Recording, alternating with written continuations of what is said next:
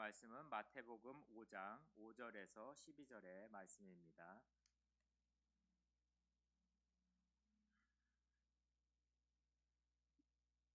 성경책이 있으신 분은 찾아주시기 바랍니다. 그리고 찾으셨으면 한 절씩 교독하도록 하겠습니다. 온유한 자는 복이 있나니 그들이 땅을 기업으로 받을 것이며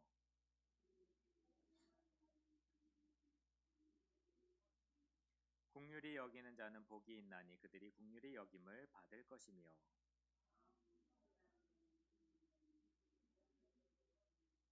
화평하게 하는 자는 복이 있나니 그들이 하나님의 아들이라 일컬음을 받을 것이며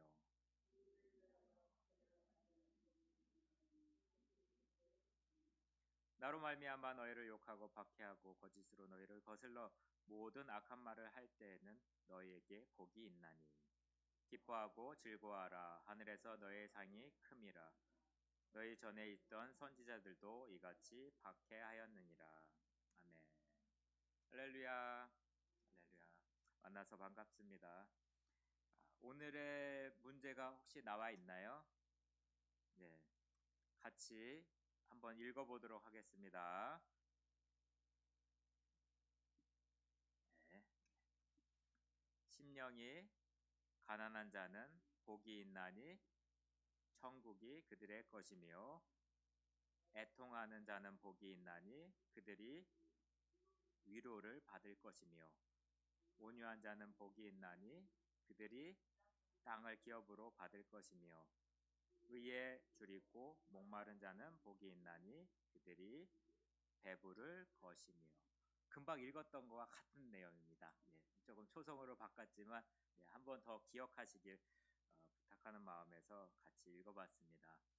오늘은 창립 기념 주일입니다. 근데 혹시 교회의 창립 기념일을 정확히 알고 계신 분이 계신가요? 몇 년, 몇 월, 며칠? 오늘 주보에 보시면 미네소타 복음감리교회의 역사가 기록이 되어 있습니다. 가로 넣기를 했죠. 좀 작게 보이는데 몇 년도일까요?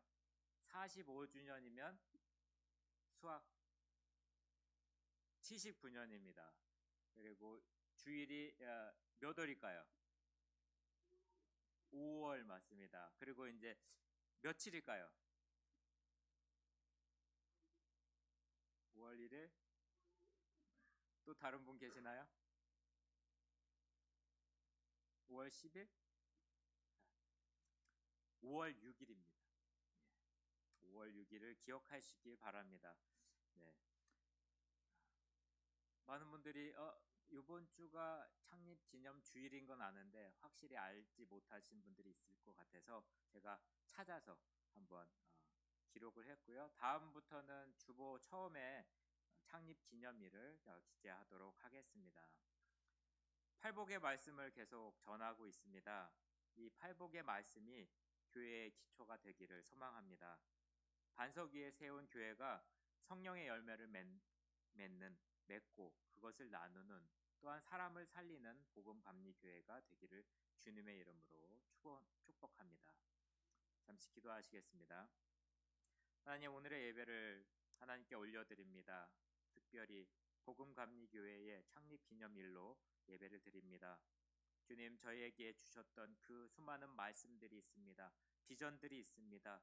그런 비전들과 말씀들이 깨닫게 되는 오늘 말씀이 될 수 있도록 하여 주시옵소서. 우리가 알지 못했던, 우리가 깨닫지 못했던, 그리고 기억하지 못했던 것을 이 예배를 통해서 생각날 수 있게 하여 주시옵소서. 부르신 그 뜻과 비전으로 말미암아 하나님께서 이 교회를 세우신 그 목적을 향해 달려가는 저희들이 될 수 있도록 하여 주시옵소서. 하나님 말씀이 필요합니다. 하나님 말씀이 저희 머리와 가슴과 모든 몸의 행동으로 나올 수 있도록 하여 주시옵소서. 그래서 우리의 사랑의 그 열매를 가지고 나누며 살릴 수 있는 복음감리교회가 될 수 있도록 하여 주시옵소서. 감사드리며 예수 그리스도의 이름으로 기도드립니다. 아멘. 오늘은 당신은 온유하신가요? 라는 제목으로 하나님의 말씀을 전하겠습니다. 한번 옆에 계신 분들하고 쳐다보시면서 한번 질문 한번 해보겠습니다. 당신은 온유하신가요?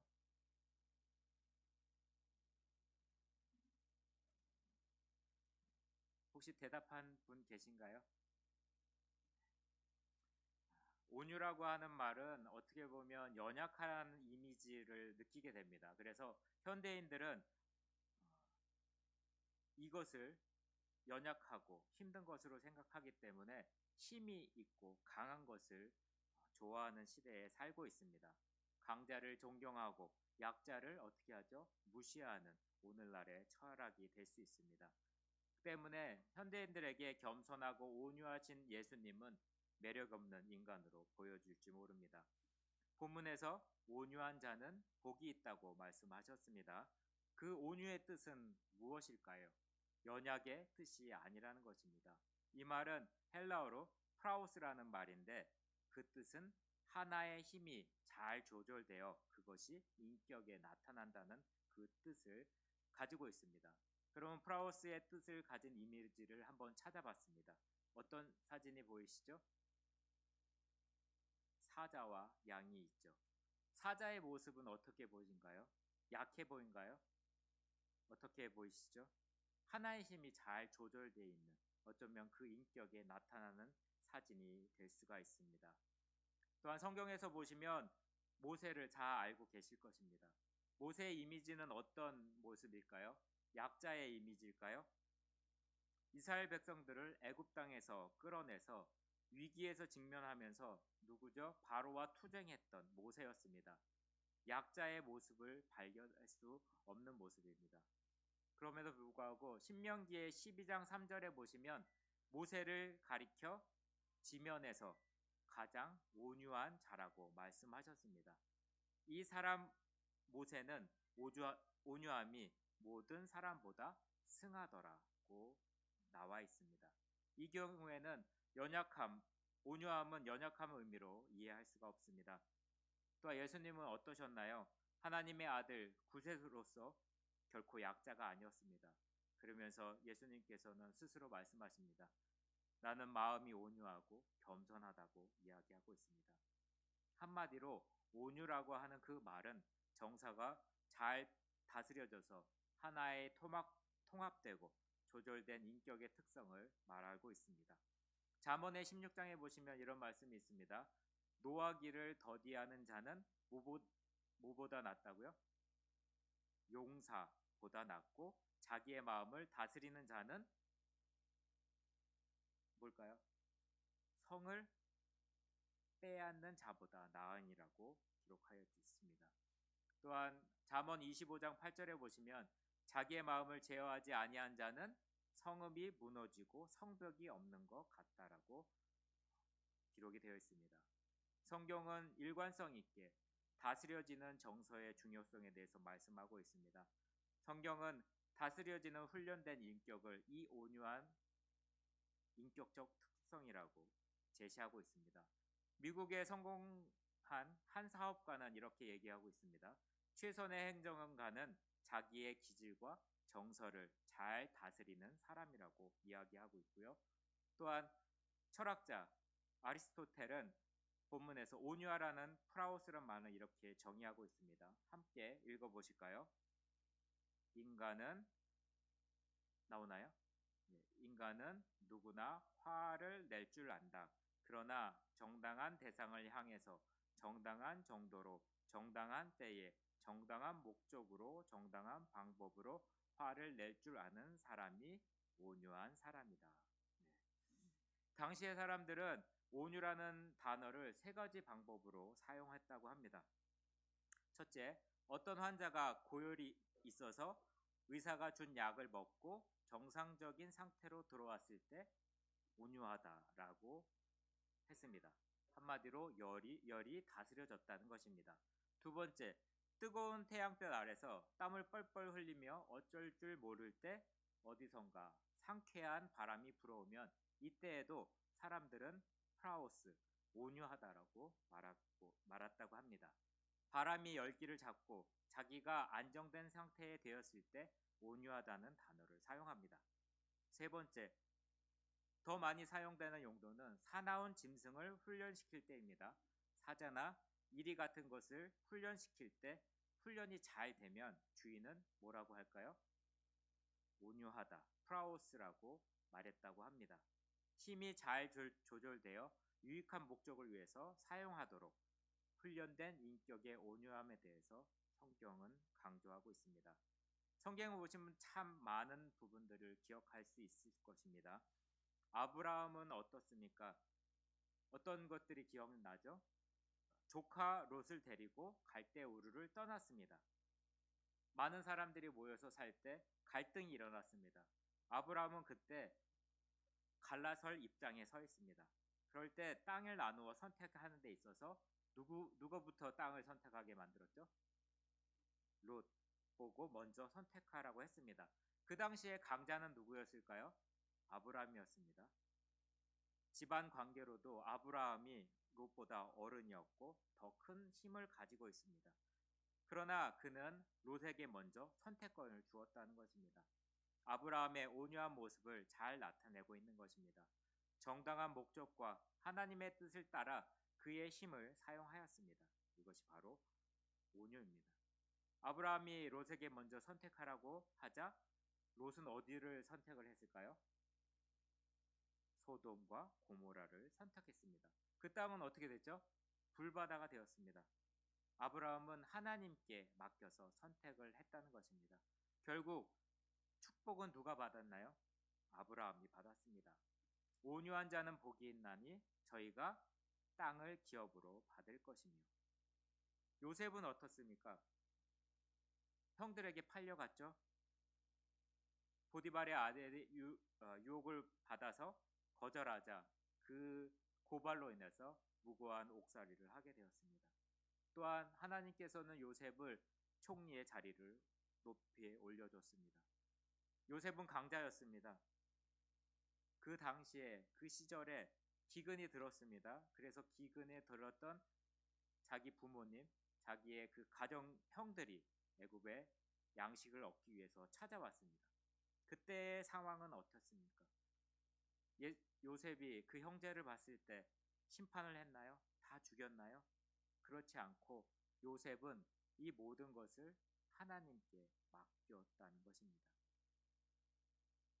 원망하지 않았고요.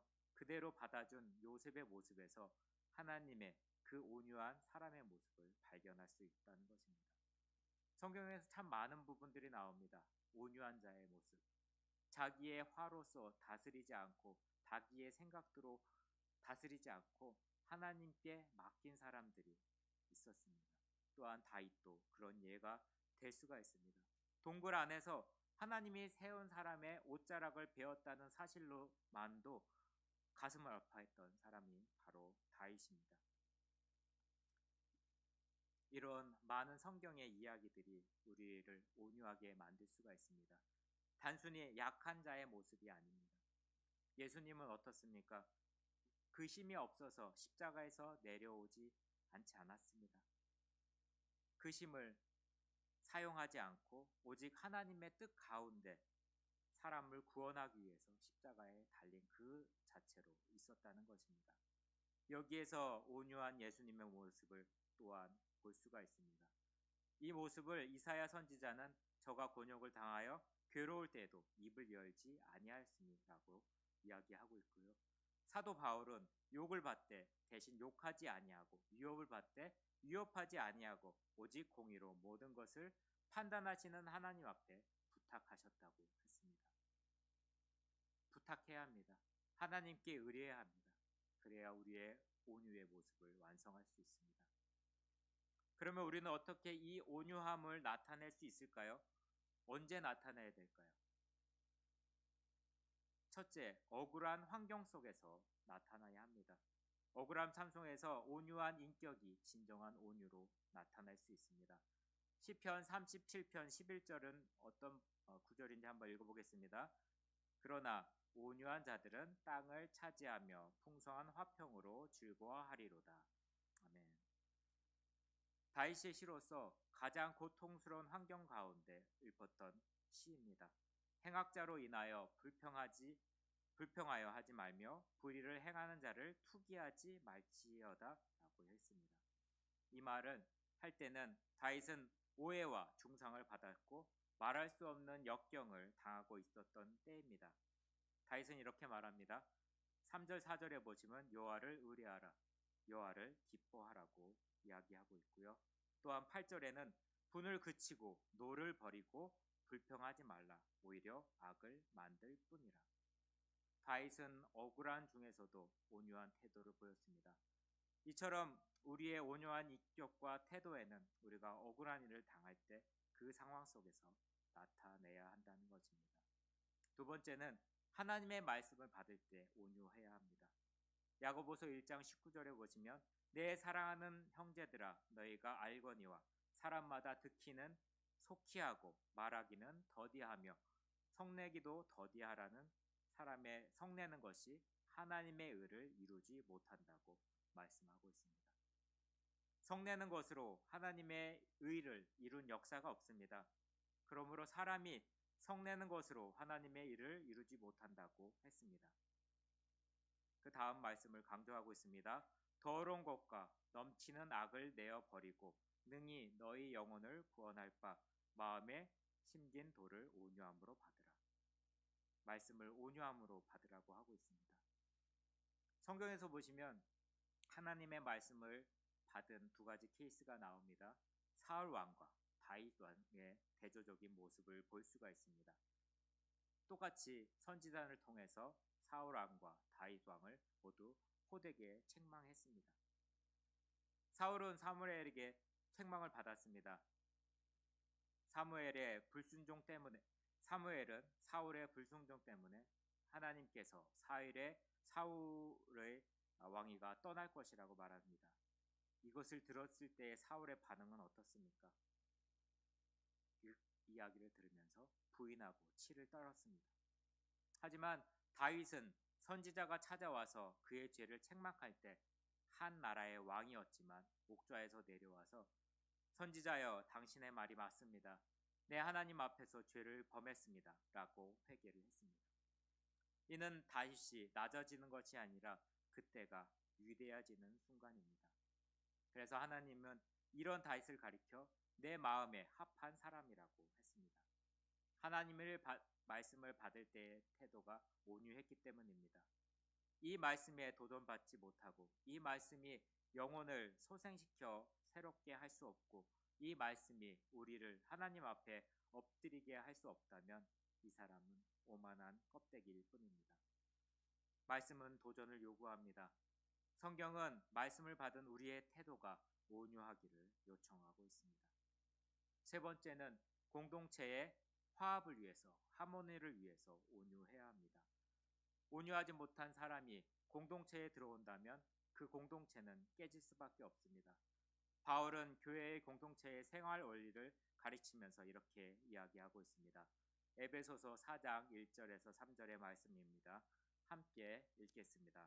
그러므로 주 안에서 갇힌 내가 너희를 권하노니 너희가 부르심을 받은 일에 합당하게 행하며 모든 겸손과 온유로 하고 오래 참음으로 사랑 가운데서 서로 용납하고 평안에 매는 줄로 성령이 하나 되게 하신 것을 힘써 지키라.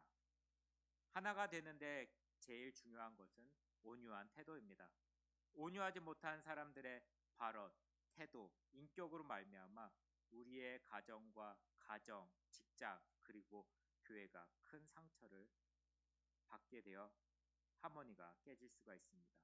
이런 사람이 남의 마음에 큰 상처를 입혀놓고 나는 뒤끝이 없어요. 그리고 어떤 사람은 나는 아싸래요 하고 이야기를 합니다. 어떤 분은 나는 성질을 잘 내는 것을 큰 흠입니다. 그러나 그리 오래가지 않습니다. 그러나 그 어떤 분의 성냄으로 인해서 누군가의 마음에 남겨둔 어떤 그 상처는 오래오래 간다는 것을 기억하셔야 합니다. 그러면 어떻게 온유해질 수가 있을까요? 옆에 계신 분과 함께 쳐다보시면서 질문을 하겠습니다. 어떻게 분노를 참으시나요? 어떻게 화를 참으신가요?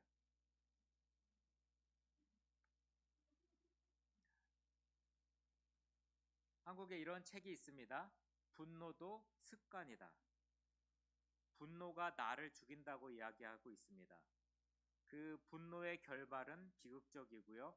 분노는 내면 낼수록 소멸되는 것이 아니라 점점 쌓인다는 것입니다. 그리고 분노를 하면 혈관에게 독이 된다고 합니다. 습관적 분노는 치명적이라는 이야기를 하고 있습니다. 여러분이 분노하는 진짜 이유가 뭘까요? 내 안에서 공정하지 않으면 분노하게 됩니다. 사랑받지 못하면 분노하게 됩니다. 모욕과 비판을 받으면 분노하게 됩니다. 또한 우리 안에 분노의 조종자가 있다고 합니다. 뭘까요? 나의 내면 아이라고 합니다.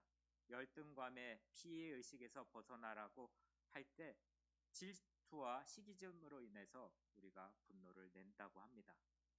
또한 분노가 휩싸이기 쉬운 성격들이 있습니다. 공주병, 왕자병, 그게 자기애성 성격이라고 하고요. 경계성 성격이라고 있습니다. 감정의 기복이 매우 심한 사람들이 화를 잘 낸다고 합니다. 그리고 편집성적 성격, 예민하고 논쟁적일 때 분노를 잘 낸다고 합니다. 그리고 강박한 성격, 조금이라도 벗어나면 안 된다는 사람들이 쉽게 분노를 낸다고 합니다.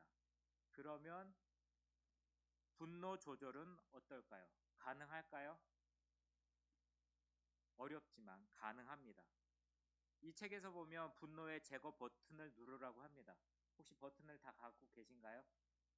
각자의 설정이 다 있으신가요? 공격할 때 먼저 맞서지 말라고 합니다. 그리고 분노 낼 때 몇 초를 쉬면 골든타임일까요? 화가 날 때 15초 정도를 쉬라고 얘기합니다. 어렵죠?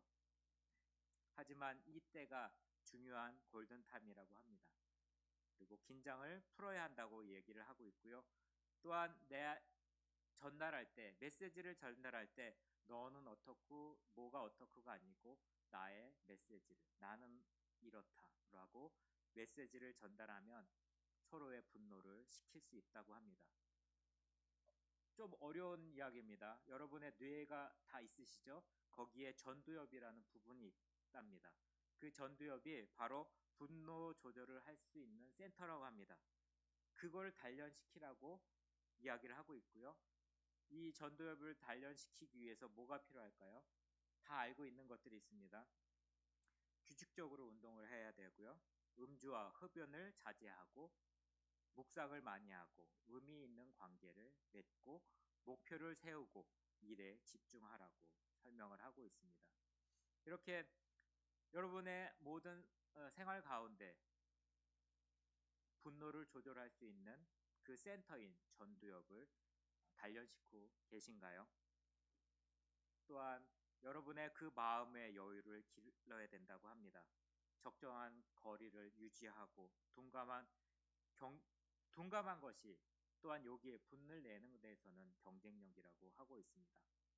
또한 우리가 가진 행복의 조건을 찾고 마음을 살펴봐야 된다는 것입니다. 여러 가지가 많이 있습니다. 잘 자야 되고요. 시간 관리를 잘하면 분노에서 벗어나고 조절할 수 있다는 것입니다. 그렇다면 하나님은 어떻게 우리에게 온유하게 하실 수 있을까요? 하나님의 방법은 좀 다릅니다. 첫째로 우리를 난처한 환경에 몰아넣고 훈련을 시킵니다. 천성적으로 온유하지 못한 모세에게 주변에 불경으로 놓음에도 불구하고 그 인격을 만들어 가셨습니다. 이스라엘 백성들이 모세에게 얼마나 불평을 많이 했을까요? 바울도 그랬습니다. 우리가 난처한 상황에 만났을 때 하나님의 우리의 인격을 훈련시키기 위한 상황이 아닌지 기억해 봐야 할 것입니다. 화를 내는 상황이 아니고요. 이것을 통해서 우리의 인격을 훈련시킨다는 것입니다. 두 번째는 성령의 열매 가운데 하나의 온유를 맺어야 된다는 것입니다. 어떠한 환경에서도 주께 자신을 맡길 때 성령님이 지배하게 함으로 그리스도의 닮은 삶을 살 수 있게 한다는 것입니다. 내가 하려고 하고 내가 판단하려고 하면 화가 날 수밖에 없습니다. 아브라함같이 요셉같이 다윗같이 하나님께 모든 판단을 맡기는 연습을 하게 되면 온유한 삶을 살 수가 있습니다. 하나님께서는 온유하지 못한 자는 철저히 깨뜨려 온유하게 한 다음에 바로 쓰실 것입니다. 하나님의 우리를 쓰시지 않는다면 우리의 자신이 온유하지 않기 때문이지 아닌가 주님 앞에서 질문을 해봐야 할 것입니다. 주님은 온유한 사람을 쓰시며 그를 통해서 능력을 나타내시고 영광을 보여주십니다.